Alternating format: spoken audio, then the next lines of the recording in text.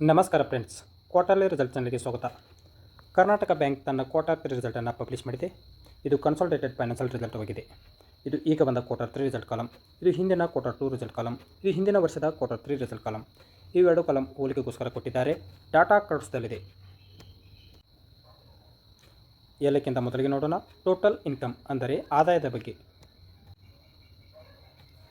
ಹಿಂದಿನ ಕ್ವಾರ್ಟರ್ 2ದಲ್ಲಿ ಕಂಪನಿಯು 2504 crore income generate ಮಾಡಿತ್ತು.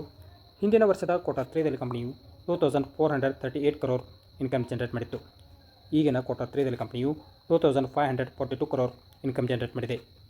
ಕಂಪನಿಯ ಇನ್ಕಮನ್ನು ಏರ್ ಟು ಏರ್ ಕಂಪ್ಯಾರಿಸನ್ ಮಾಡಿದಾಗ 4.2% ಏರಿಕೆಯಾಗಿದೆ.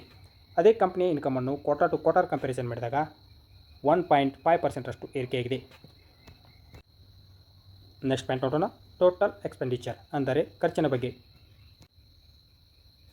ಹಿಂದಿನ ಕ್ವಾರ್ಟರ್ 2ದಲ್ಲಿ ಕಂಪನಿಯು 2043 crore ಖರ್ಚು ಮಾಡಿತ್ತು. ಹಿಂದಿನ ವರ್ಷದ ಕ್ವಾರ್ಟರ್ 3ದಲ್ಲಿ ಕಂಪನಿಯು 1898 crore ಖರ್ಚು ಮಾಡಿತ್ತು. ಈಗಿನ ಕ್ವಾರ್ಟರ್ 3ದಲ್ಲಿ ಕಂಪನಿಯು 2108 crore ಖರ್ಚು ಮಾಡಿದೆ. ನೆಕ್ಸ್ಟ್ ಪಾಯಿಂಟ್ ನೋಡೋಣ net profit for the period ಅಂದರೆ ಲಾಭದ ಬಗ್ಗೆ.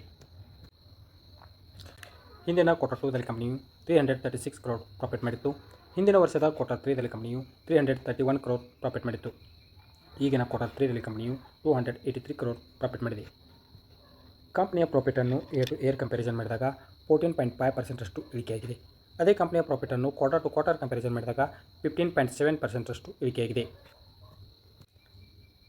ನೆಕ್ಸ್ಟ್ ಪಾಯಿಂಟ್ ನೋಡೋಣ ಅರ್ನಿಂಗ್ ಪರ್ ಶೇರ್ EPS ಪ್ರತಿ ಶೇರ್ಗೆ ಎಷ್ಟು ಗಳಿಕೆ. ಹಿಂದಿನ ಕ್ವಾರ್ಟರ್ 2ದಲ್ಲಿ ಕಂಪನಿಯು ₹8.90. ಹಿಂದಿನ ವರ್ಷದ ಕ್ವಾರ್ಟರ್ 3ದಲ್ಲಿ ಕಂಪನಿಯು ₹9.79. ಈಗಿನ ಕ್ವಾರ್ಟರ್ 3ದಲ್ಲಿ ಕಂಪನಿಯು ₹7.51. ಕಂಪನಿಯ ಪ್ರಾಫಿಟ್ ಏರಿಕೆಯಾದಂತೆ EPS ಏರಿಕೆಯಾಗುತ್ತದೆ. ಅದೇ ಕಂಪನಿಯ ಪ್ರಾಫಿಟ್ ಇಳಿಕೆಯಾದರೆ EPS ಕೂಡ ಇಳಿಕೆಯಾಗುತ್ತದೆ. ಓವರಾಲ್ ಕ್ವಾರ್ಟರ್ ರಿಸಲ್ಟ್ ಬಗ್ಗೆ ಹೇಳುವುದಾದರೆ ರೆವೆನ್ಯೂ ಹೋಲಿಕೆ ಮಾಡಿ ನೋಡಿದಾಗ ಫ್ಲಾಟ್ ನಂಬರ್ ಎಂದು ಹೇಳಬಹುದು. ಈ ಕ್ವಾರ್ಟರ್ದಲ್ಲಿ ಖರ್ಚು ಹೆಚ್ಚು ಮಾಡಿದ ಕಾರಣ ಪ್ರಾಫಿಟ್ನಲ್ಲಿ ಇಳಿಕೆಯಾಗಿದೆ. ಸ್ವಲ್ಪ ನೆಗೆಟಿವ್ ನಂಬರ್ ಎಂದೇ ಹೇಳಬಹುದು. ನೋಡೋಣ ಮಾರ್ಕೆಟ್ ಯಾವ ರಿಯಾಕ್ಷನ್ ತೋರಿಸುತ್ತೆ ಅಂತ. ಇನ್ವೆಸ್ಟ್ಮೆಂಟ್ ಮಾಡುವ ಮೊದಲು ನಿಮ್ಮ ಫೈನಾನ್ಷಿಯಲ್ ಅಡ್ವೈಸರ್ ಸಲಹೆ ಕೇಳಿ ಇನ್ವೆಸ್ಟ್ಮೆಂಟ್ ಮಾಡಿ. ವಿಡಿಯೋ ಇಷ್ಟವಾದರೆ ಲೈಕ್ ಮಾಡಿ, ಶೇರ್ ಮಾಡಿ ಮತ್ತು ಸಬ್ಸ್ಕ್ರೈಬ್ ಮಾಡಿಕೊಳ್ಳಿ. ನಮಸ್ಕಾರ.